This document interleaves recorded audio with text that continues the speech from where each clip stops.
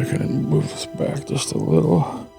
I've got some weight on it. Oh, of course it's moving. That's fine. Everything. That's okay. The main thing I wanted is the catch lights on your face.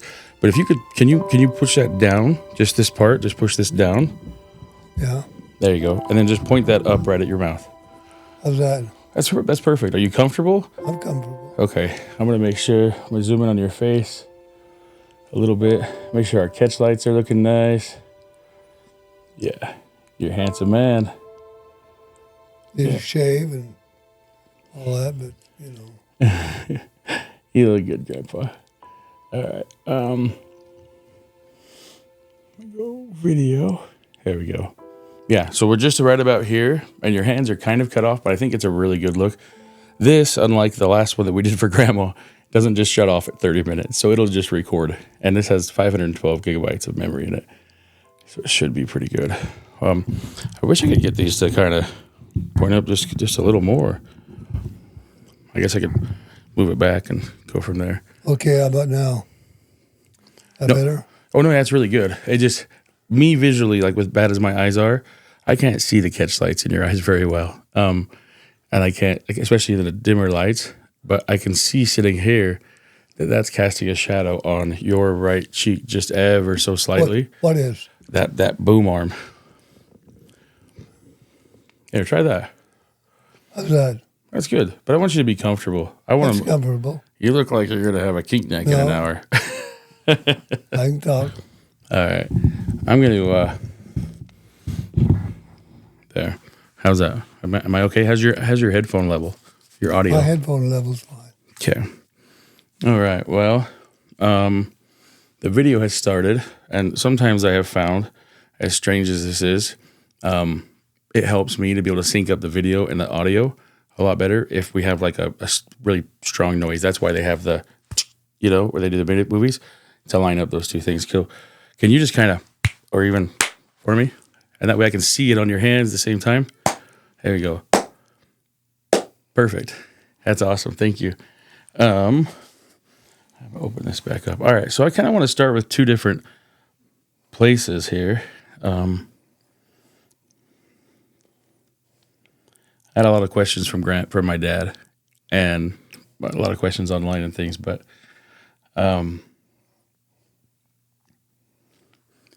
what is your very first memory of early life? Probably first grade. I can remember now. I was in the basement of the old Washington County Library. I went to the first grade in that school.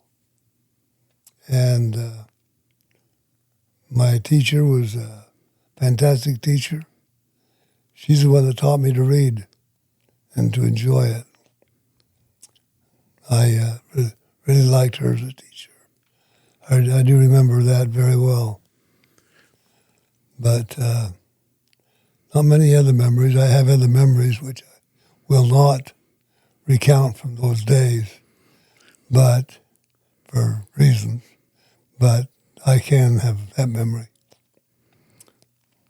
I'm going to try something with you really quick. I'm going to expand on that. Pull that this way, like pull it clear over so it comes clear down. That for me. So it goes right in front of you, just right in front of your chest. There you go.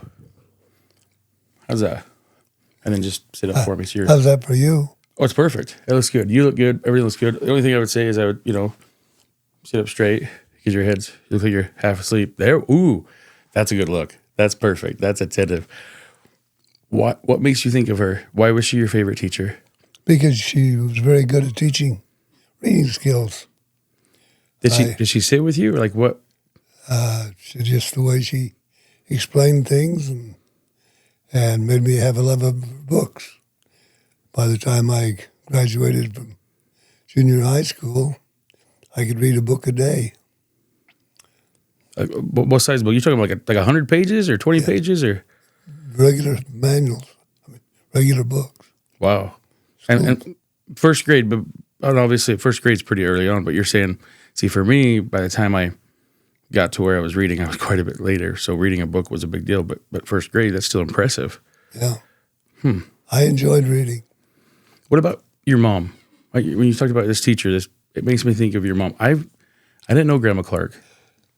My mom was a good mother. She had a lot of kids to raise. We had a good time, generally. I think that she inspired us to do a lot of things. And she was the boss in the household. My dad wasn't. That's cool. My mother ran the house, and my dad took care of brooms, making brooms, and tried to bring some money into the house. I don't want to go without this, but what's your mom's full name? Effie Burdett Stringham. And did she get that from Carpenter Clark. Now you're gonna have to explain that name for me. I'm gonna have to. Effie Burdett Stringham was her maiden name. That's an She married James, so that would be her name, next name. Then she married Carpenter, my dad, and then she married Clark. And I wondered that. So so Eddie's dad, they were married. Oh yes. See, I didn't know that. Yeah. I've wondered that quite a few times. What was the story there?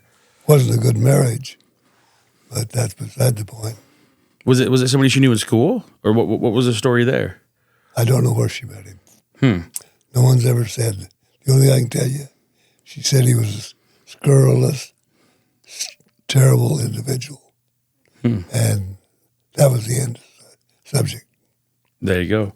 And how old was Eddie when did she move back here? Was she already here? Oh, I'm sure they were still here. So after that one didn't work out, and this was what year, if you had to guess, just give or take? How long was she married to your dad before you were born? I don't know. And that's why I'm trying to hurry and grab family tree because I'm really curious, like what year? Because you're 40, right? Like the 1940? Yeah. All right, let me see. Search for an answer. Sign in. There we go. Sorry, I probably should have had this, but I just thought about it. I was like, I've never heard that entire name before. It was quite the name, and I'm wondering if that's on her family tree. Probably not. Do you know where she got her name? Well, she got Effie from a family name for Stringham, in the Stringham family. Burdett came from a name in the Stringham family. And Stringham, she was sister to Earl, Aunt Hattie, and several others. And Isabel, Aunt Bertha. I won't mention that because I didn't like him. We got him down one day, and as a family, we finally decided to take him on. We got him down and busted one of his ribs. He never bothered us again. And this was who? Nathaniel. That was, you say we got him down. This was an uncle? He's my uncle. Wow. And what was his deal? Just wasn't nice? Wasn't super nice? He was a jerk. He'd come in and in a beard. He had a rough beard, and he just spread it across our face to hassle us. And we finally decided that we wasn't going to do it anymore. Wasn't going to let him do that to us anymore. So Albert, Val, and myself, and I don't know who all was there. But anyway, we got him down on the floor and wrestled with him until there was no intention to break his rib cage, but we did. Oh, wow. And how many of you kids? There was 3 or 4 of us. But he kind of left us alone after that. So this was like an uncle that was not very nice and teased and harassed and whatever, and you guys finally let him know that We finally decided that we'd had enough. We didn't want to deal with Uncle Dad anymore. He was, he lived out in Nevada, and so we didn't get to see him too often. He'd come into town, and my way of thinking, wanted to be a jerk on his way by. Some people think that's cool. Yeah. It's interesting. Looking at your mom's name, I was able to get that installed on here. It's got Effie Burdette Stringham. But you said that there's also Clark and also Carpenter. Okay. Then she married James. Then she married Carpenter. Then she married Clark. I see that. That is, wow. So that's why you had all the different names on there.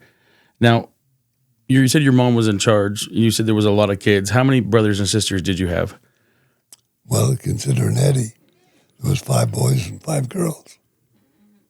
Okay, so you're going to help me with this. And I can cheat and I can look at this, but I'm not going to. Right now I've got it on spouses. So the oldest is Eddie. Eddie. And then it would be Val. Then it would be Caroline. And then Annie. Did I meet Caroline? I don't know. She the one that was in California? No. She lived right over.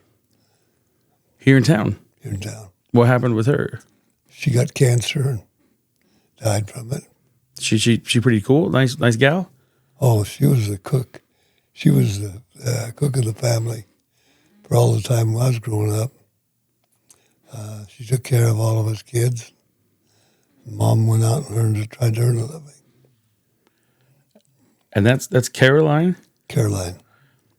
Wow. That's the mother to Danny and Darcy and anyway, the rest. What would you say your favorite meal was? When you think of like her cooking, what is like the first thing that comes to your mind? Oh, I liked macaroni and cheese. I liked, I don't know, we didn't have a lot of salads and stuff like that. But food is good. I don't know that I see a marriage date on here. I've got your dad's birthday and death date and James's. Would they have ordinances? I mean, baptisms? I mean, when would that? All right, here we go. Born, death, burial, residence. I don't think James was baptized by anyone. Really? Let's see. Ordinances. It's all done. All his work is done. All James's? Yeah, everything. Baptism, confirmation, initiatory, endowment, sealing to parents, completed. That one actually has, so his parents are Lucy Horn and George James. And then sealing to spouse, he was sealed to, that's going to be an interesting one. He was sealed to your mom. So then, if I go back, let's see. Your dad, ordinances, also sealed to your mom. And let me see, spouses. Go back to, I've got kids. How did I just lose? Oh, it's still in your dad's. All right, and then Bertrand. Bertrand Eugene Clark. Love it, Clark. Oh, was it? Love it? I guess. It's news to me. And ordinances, he is also sealed to your mom. You're going to have a big family. Well, I think on the other side, she gets to choose which one she wants to keep. That was one of my favorite things. I listened to a talk recently, and they said, if you think that you're going to abuse your spouse and that the Lord is going to force them to stay with you through eternity, you better think again. That's right. And I liked that. So I think, obviously. The one thing you have to say is the Lord is a just God, and nothing will happen in injustice. That's true. That's true. All right. So I want to hear a little bit about your mom, a little bit more. And then I want to ask a question that I've been dying to ask you here, but I've already asked it to you, so we're going to kind of move past that. But when you think of your mom, in today's day and age, we grow up with TV. There's a lot of cuddle time, couch, leisure time. But from the stories you've told me, it wasn't just all hunky-dory and leisurely all the time. No. So everything dime you had to figure out how to earn it. And that's the reason I started work at dishwasher at 12 years of age.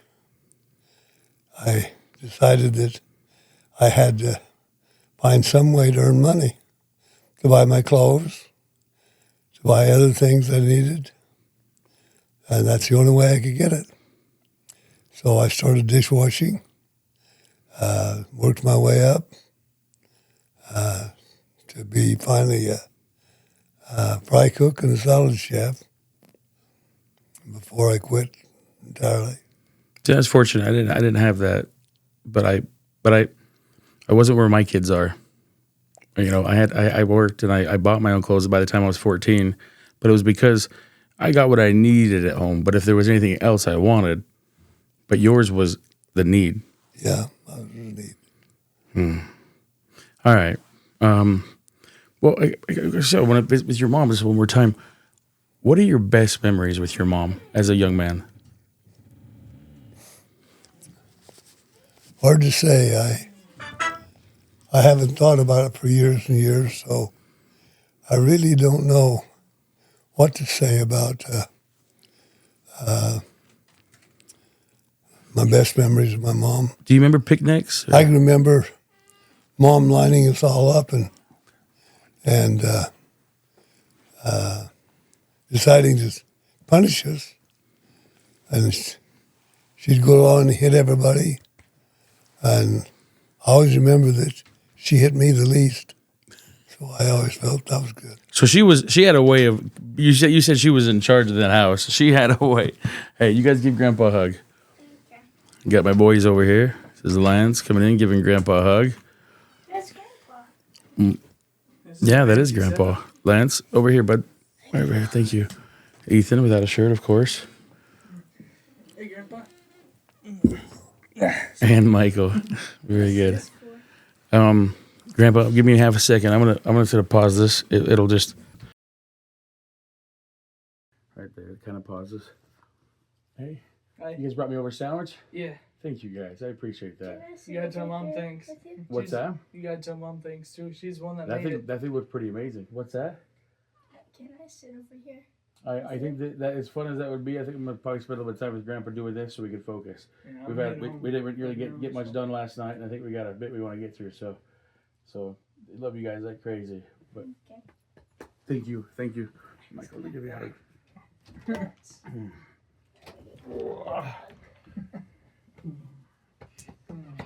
Love you so much. Love you so much today. Thank you guys.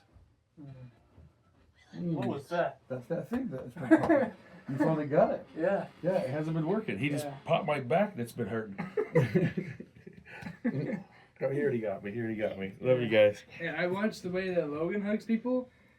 He does it so it's like he hugs. What was that? It's just a headset. No. They closed up when they closed, which is exactly probably the best way they could have. Come on, guys, come on. He gets a hug how? He goes to hug like this, and I realized he puts his knuckle, his thumb out like this. I actually just squeezed really hard. You guys are awesome. I didn't even have to squeeze that hard for it to pop. So. Thank you. That's just sitting on the table, right? Yeah. Okay, I'll be in and grab it in a sec. Okay. Make sure you cover it with a napkin or something so Johannes don't go get it. Okay. Love you, buddy. Love you guys. All right, just tap this button. And it starts right where we were. All right. I think picnics. I don't know why that comes to my mind, but like what kind of things did you guys do did you ever go out as a family? I remember you talking about pushing a car over the hill out in Washington, over the Warner Valley Hill. My dad bought what's called, it was part of Warner Valley.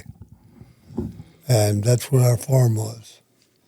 And every summer, we went to the farm to be on the farm and work, raised broom corn, raised hay, raised grapes. He raised a lot of vegetables, and we used those to eat. Did you? And from Washington Dam Road all the way to the end, Warner Valley. Now it stretches all the way up Where about? And you told me you actually have copies of the old property where it was at, right? Like a deed or something. There is I can get a copy. I'd be interested. I really would be. You think that? I mean, did you ever play with toy cars or anything out there? You think that maybe there's something stuck in the mud out there somewhere that you left? The farm was a tough place. When it rained, there was a canyon that filled with water. It came down and flooded the farm, the house area. It almost, when I think of it, it almost sounds like it's right there where they've proposed building that dam, where like Warner Valley would, because all of it channels right down through there. Oh, it would have been close to it. Where they've got that road that goes up there now. Very close. And it gets saturated in there. The dam that's there now, that was at the foot of our farm. So you guys had a bit of property out there. Yeah, it was a nice place. We grew a lot of things out on the farm. We had cattle. We never raised cattle as such. We raised them for milk cows. How many cows did you guys have? No, I think 3 or 4 is all. I feel like we have broken all the rules. My dad says to me. My mother used to get the milk, and we had a cream separator. A what? Cream separator. And she would separate the cream from the milk. Mm-hmm. And there's your door. there's the door. She would separate the cream from the milk and then use it in her cooking. So you guys, the cream itself, or would she actually turn butter and all that kind of stuff? She churned butter. Is it called churned butter or turn butter? It's churn. Churn. I'm going to have to do that one of these days with my kids. It's a butter churn. Has paddles, and you just turn the crank, and you beat it. It's just when you make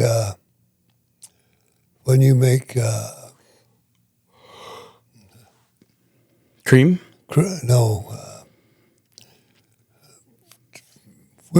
Whipped cream. Oh yeah, whipped cream. Yeah. Okay, if you continue to whip it, it turns to butter. It'll be butter. I watched a video a little while back, and I remember churning butter when I was in preschool. I watched a video a little while back, and they did that. They said it's actually cheaper and better, quality-wise, to dump the cream in and whip it until it becomes butter. So Dee Dee made some for me, and she made these just little jars. Yeah. And that butter that's easy spreadable? It is 1,000,000 times better than that even. Yeah. It's amazing. It's good butter. We could separate the cream out. We had a separator. She had churns, old-fashioned churns. We'd churn butter. We'd do whatever it took to get food. So we had a arbor, that my mother's favorite little place, but it was covered with roses. And back inside on some nights, we'd set beds out there, and especially when we'd have friends come over to visit, we'd set beds out underneath the arbor, and it was really nice to sit down underneath that arbor and just enjoy a pleasant summer evening. And that was out on the farm? That was on the old farm. Yeah. My dad told me, he said, the cardinal rule with this stuff is, Troy, he said, don't jump around. Start when they're a kid and work your way forward. And I feel like we fast forwarded a little bit, but that isn't fast forwarding. That's early memories. When you describe these things, I think of the red dirt. We had a lot of that, a lot of red dirt. One thing we did do out to the farm is there was a mountain right next to the farm that we could go up on top of. And I say mountain, small hill. But the mountain, we'd go up on it and we'd dig down and find Indian graves. I'm wondering if that's, how far from your farm was it? Oh, just on the edge of the farm. Towards San Hollow? You know how you come up over that old hill, you come around that old hill. That's you look down to the dam. Mm-hmm. Okay, Then you come around, start to make another curve. It's just to the right of that second curve. The hill that's at the top? And there was Indian graves in there. I did not know that. We looked at them a couple times, but Mom and Dad used to get very angry when we would dig anything up. Was it a respect thing, or what was the issue with that? Respect. So your parents, when it come to the natives and things like that, how were you taught? Well, the fact that I have an Indian aunt kind of tells you something about the way I was taught. That's true. And that came from your mom's side or your dad's side? My dad's side. Aunt Rhoda, she was my dad's adopted sister. I'll have to attach that too to this because it's a neat story. She's her grandchild became the photographer for 2 or 3 presidents. She came from Silver Reef up there. Both her parents died. Well, And I think it was your dad's dad? there's stories about that, but I'm not really sure how much truth there is in those stories. Because we was never told any of that stuff when we was young. Is this I do know that I went to my aunt's 100th birthday party at Jeff Jennings' home. That was Jeff's wife's grandmother. And I walked up and I said, "Hi, Aunt Elsie, how you doing?" And she says, "You're Ray Carpenter." I said, "That's right." And she says, "I am very angry at you. Your family took my best friend to Idaho, and I never got to see her again."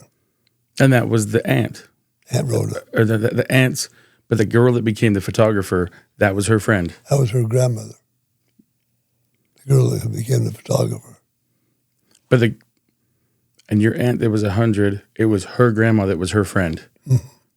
That's cool. And I have pictures of that. I was there at that. It was it almost looked like a retirement home if I remember correctly. But she had poofy hair, even though she was older. I know, it was at Jeff Jennings' home. Maybe that's where it was. But she had poofy hair, dark hair. Could have done. And I feel like she was in a wheelchair. Could have been. I'll find those for you. She was getting on in years. She was 100 years old. That's impressive. Okay, so question here I want to ask you. I asked you this the other night, but I didn't know originally, and there might be other people that don't know. How did you get your name? How did I get my name? Mm-hmm. They found it up at the city dump. They found it what? Up at the city dump. Yeah. I don't know. A little bit different story than I got last time. I was named for my father, and my father was named for Brigham Young. So I got the name Brigham from that path, and I got Ray because my mother decided she needed to have a little differentiation for my middle name. Not everybody got a middle name in my family. My brother Val, for example, is just Val. She didn't give him 2 names. Albert got 2 names. Val didn't. I don't know the reason for that. But Albert's. Oh, what is his middle name? Albert William Carpenter. There you go. That's he got a middle name, but I never used my first name in school. Sorry, go ahead. I just used Ray. Throughout school and everything. So everybody's always known you as Ray. The people shortened my dad's name to Brig, and I never liked Brig, and so I didn't want people calling me Brig. So I became Ray. You probably would have grown up a bully. Brig. Yeah. It doesn't sound like Ray. Yeah. Any other nicknames? What? Any other nicknames you picked up along the way? No. Well, I won't go into that. Are these some military names? No. I just looking at this here, and I was looking at your brother's name, and I saw Annie's name on here. Remind me, what happened with Annie? What happened to her? She developed cancer. They over-radiated her body and killed her. That's experimental techniques he was using in the early days of trying to defeat cancer. How old was she? My guess would be 45 or 50. It's crazy. You think about like the open heart surgery that they did right after Amanda was born, different things, but that's helping people today. But the cost, it kind of to get there, it's rough. All right, now we know the answer to this, but again, there's going to be people that don't. Where were you born, and where were you raised? I was born in St. George, I think, at the old Dixie Pioneer Memorial Hospital. And I was raised in St. George and at the farm we had out in Warner Valley.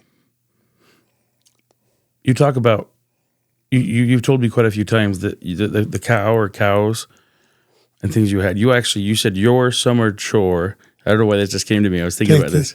Take the cows out, walk behind them, guide them from St. George out to Warner Valley, and then at the end of summer, take them back into St. George. Was there all your brothers, or just Grandpa? Or? Oh, we all took turns doing it. All at the same time, though, or each of you guys all just? Sometimes it was 2 or 3 of us. Were the cows pretty decent, or did you have any fun stories with them just not wanting to go? Oh, he hit them on their backside a little bit, and they'd go where you wanted them to. That's cool. So did you have a rein or anything on it? With no. rope? Oh, you didn't lead them or anything. You just drove them. Headed them out, tapped them on the backside, keep them moving. Now, I don't want to jump forward in the front of this story at all, but you say St. George, the farm, but at 14, your dad had passed away by then, right? How old were you when your dad passed away? No. So I'm trying to think. Let me see. My dad was borrowing money from my dad when I was 18 to go on dates with Grandma. So I know he was alive when I was 18. 65. I did not know that. I always thought your dad passed away, and then that I didn't realize that it was like that. No, I borrowed money from my dad to go on dates sometimes, and he insisted that if I borrowed $5, I paid him $5. So when we called her Grandma Clark, that was her last husband. That was her last. And what was like? Was he like Dad at all? Was there any relationship like that? Then to me, I never really knew him because that was after I left the home, and so I never knew Clark. I knew his mother a little bit, just through doing service on TVs, but I never knew Bertrand Eugene Clark. Any kids with him? No? No. She was done by that point. Oh, those days were gone. And did they stay married until he passed away. He was good to your mom then? Yeah, she liked him. Good. She liked it. Now, it says here that they were married in 59, which means you would have been about 19. 19. Wow. And I don't know why. I just always, and until I sat here and looked at it in this setting, I've never picked up on all of that. And at 14, so what did home life look like that when your mom remarried? Well, because she doesn't marry him until you're 19. Yeah. So, but you were able to leave with your friend. What were you doing in St. George at that time, and what allowed you to be able to leave, and a mom to be able to say, all right, yeah, my wife doesn't let my kids walk from our house to your house. I had a lot of experiences in those years before I really left home. I talked to my mother, for example, into letting me go to Las Vegas, and I lived down there for a month or so. With who? One of my cousins. He was working down there, and so I was just down life of leisure. goofing off in Vegas. And then my friend, Billy Baker Fraser Judd Deerdorf Jr. Was that just all one name? Did just not say that again for me? Billy Baker Fraser Judd Deerdorf Jr. Wow. Did he introduce himself like that too? No. He was one of those at the time. Billy Baker was when he was a kid. His mother married Judd. His mother married Deerdorf. Fraser was part of his, Baker Fraser. Fraser was part of his grandfather's name. His grandfather owned a great big home. You know where the Big Hand Cafe was? The what now? The Big Hand Cafe was. Big Hand Cafe? Uh-huh. I don't know that I do. Where was it from, Dick's? From Dick's? Yeah. It was exactly 1 block to the west. It's right on Main Street.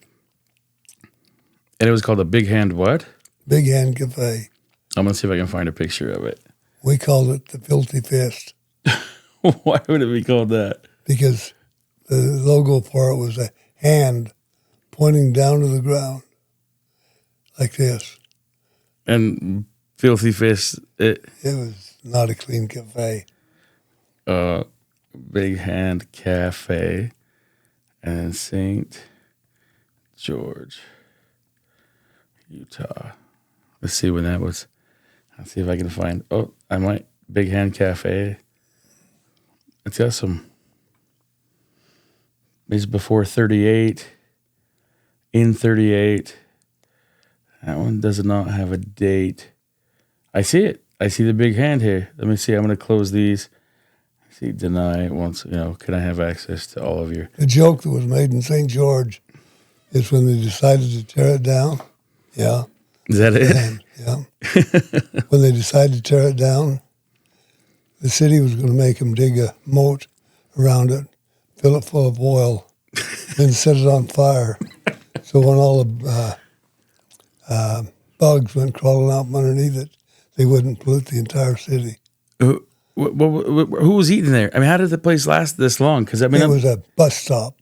Oh, You don't get choice at bus stops.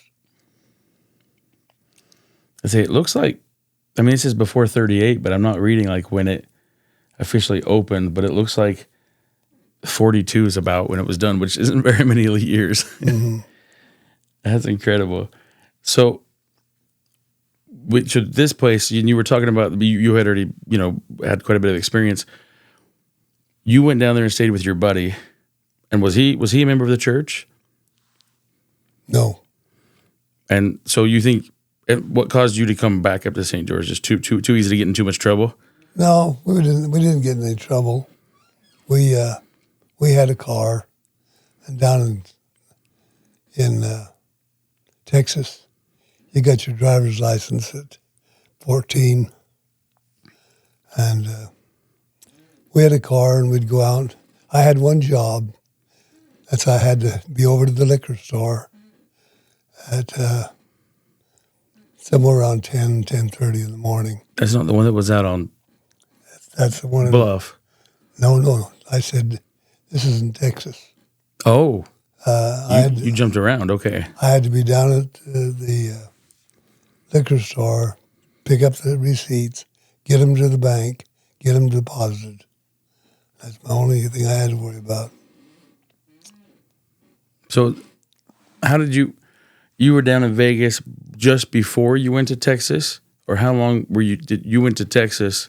I went to Vegas and stayed a short time, and then I went to Texas and stayed quite a while. Right, immediately following the Vegas. An interesting story is when I was coming back from Texas, I was coming back on the Greyhound bus, and I met a man who we got into a discussion of religion with, Very interesting guy. He was a minister, and he had been teaching about Mormons for a lot of years. And he finally said to me, "Can I ask you a question?" I said, "Ask me anything you want. I don't care." He says, "How come I don't see your horns?" He was always taught that Mormons had horns.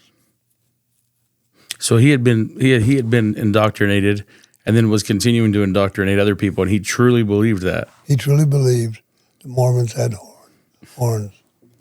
This goes to show what kind of Southern story. But they were the devils, so why wouldn't they have horns? That's interesting. So I told him, my answer to him was, well, I'm not matured enough yet to have them. And I just let it go that way. I didn't argue with him. you what now? I'm not matured enough to have mine grown out yet. Your microphone cut out right there. I think it needs to be pointed at your mouth a little bit more. I says, Even if you just take and twist it a little bit. I said, There you go. Let's go for it. There we go. Perfect. I'm not mature enough to have my horns grow out yet. Oh, that's what you said to him. Yeah. I said, they'll fill out over time.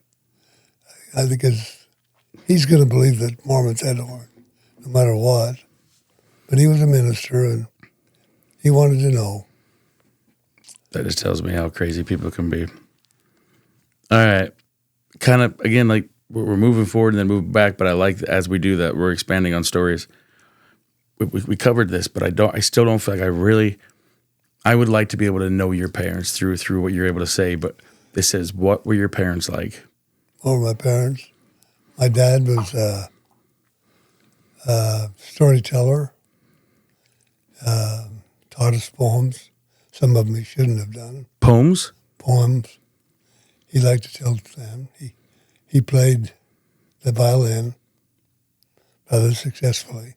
That's cool. I didn't know that. He always had a violin going, and they'd get together and they'd play the violin together.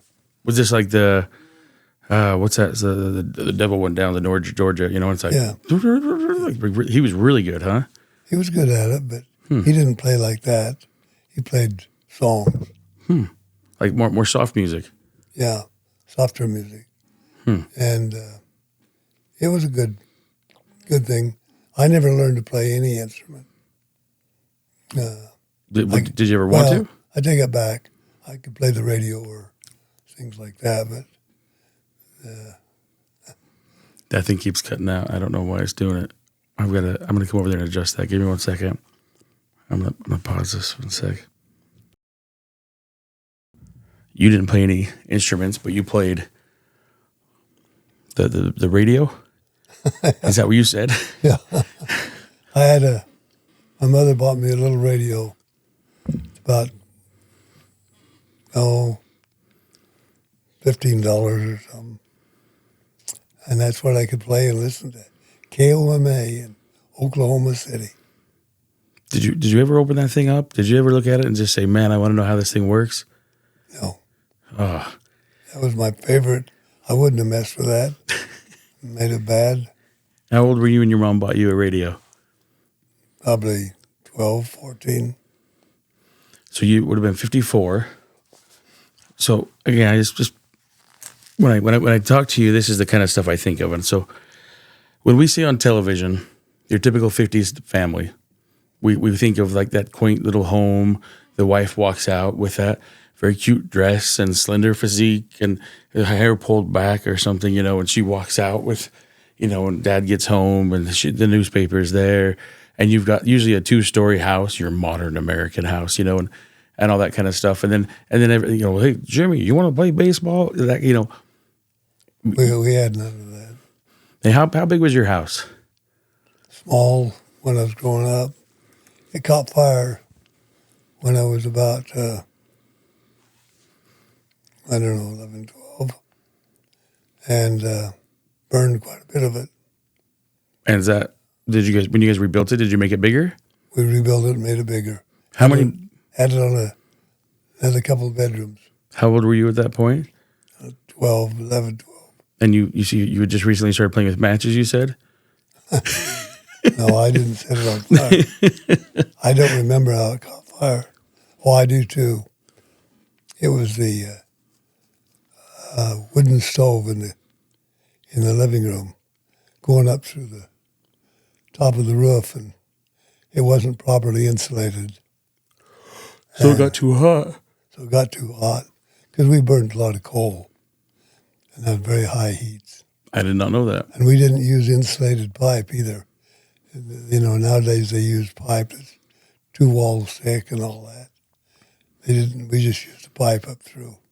Do you remember it? Then when it did catch on fire, did the fire department come and were you there? Oh yeah, there was a picture a couple of years ago. You know, when they do the annual home builders show in St. George, they featured our home. And you can see me working on the side of the house in that picture. I know I've not got a copy of it anymore, but I had one for a while. And the ward chipped in and gave us some help putting it back together. And all the materials was billed to my dad, and he had to pay for them, but because the ward didn't have the money to pay for that kind of stuff those days. What do you think something like that cost, damage-wise, today, back then? Don't know. Never knew what it cost. But we got an extra bedroom out of it for us boys. The girls had one bedroom, and my mother had the bedroom. I'm going to come adjust that microphone one more time. Just because you keep hitting it with your arm, and I hate that for you. I want you to be a little bit more. I like to see you when you're more animated and you're telling stories like that. But 1 second. Your dad played the violin. Yeah. And he made the brooms. We know that. But like what? Tell me about the brooms. He made a broom. My family, through my grandfather and on up, made brooms. We were sent to St. George to make brooms. Have you seen those videos? Have you seen how they make those? The broom corn brooms? Broom corn brooms. I had never. You and I were talking one of the last nights over the last 6 months or so, and I went home and watched the video with my family, and we watched how they made it. And it's the corn, just little pieces of the sticks, and they just beat all that corn off, and then you've got. Well, what we had was a wheel, about that wide, that was filled with nails, and it spun, and would stick the broom corn in it, and the nails would rip all of the seeds off the stalk. The nails were mounted on the sides? Nails were driven into the round circle. So as it would turn... You just put the broom corn in, and but it turned around it, sidewise. Was it a fairly tight fit, snug fit? Did you pull it through the other side? No, we never pulled it through. Just put it up and pulled it. And it was enough to take it all off, huh? And you helped do this at some point? Oh yeah, that's also how we got the seeds for the next year. Because is this one of the crops you were growing out at the farm? Mm-hmm. That is interesting. We grew all our own broom corn. Dad he'd buy the sticks to make the broom handle and the wire to make and little brad nails. And that's put a broom together. I think if there's one thing I've learned about old timers, it's that they can be a little stern back in the day, But your dad, you talk about him like he was a pretty good guy. Do you have like a favorite memory? Do you like have like this guy? You talk about him. You say he could play the violin. He told stories. Some of them maybe not the best, but it sounded like he was a good guy. I mean, all of us in our heart. He was. And do you ever have like that moment where you guys were just went fishing? Where you ever had like just a cool moment where you were like, man, my dad's all right.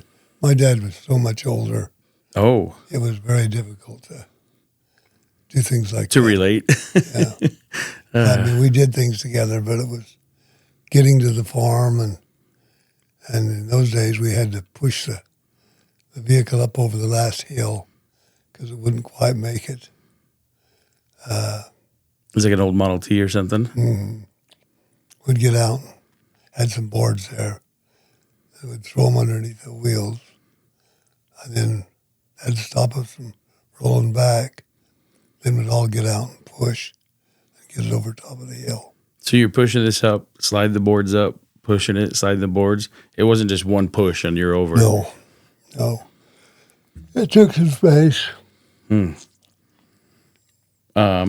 Well, I guess just again another random thought I just thought about your dad. After your dad and your mom did their own thing, did your dad ever end up with a TV? Did you ever end up going over there and like setting one up for him, or he ever call you and be like, "Hey"? I borrowed some money from him and didn't have any way to pay him back, so I talked him into accepting a TV as payment for the date money that I've borrowed from him. And so, yeah, I got TV for him that way. And did he enjoy it? Did he yeah, give you some feedback on it? Yeah, he said that he liked it. It was, of course, it was an old TV in those days, and but it was good. Pictures was good. He enjoyed it.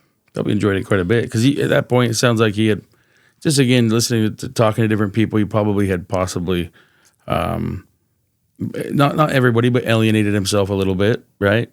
Yeah. And so he probably enjoyed it. Probably gave him something to look forward to. Some of those shows. That's cool. Your mom, did she play any instruments? No. Did she like to sing? No. What very ladylike feature was your favorite thing about your mom? And from the sounds of it, she was a hard-working mom. So you probably not a ton of like your, like grandma was very ladylike. I could tell you my favorite thing looking at her pictures is that she would stand tall and she always had like that right distance. My mom was Pioneer. she was a good, hardworking lady who cared a lot about her family and tried to get them to excel. When I think about your mom, I think about and I know this sounds horrible, but the Colorado City ladies, they've got hands that are just hardened. Mm-hmm. You meet them and they know how to work. They know how to work the ground. They know how to work. And when I think of your mom, I think of that, but I didn't get to meet her. No. Pause one. One what? Pause one. Oh yeah, okay, pause on.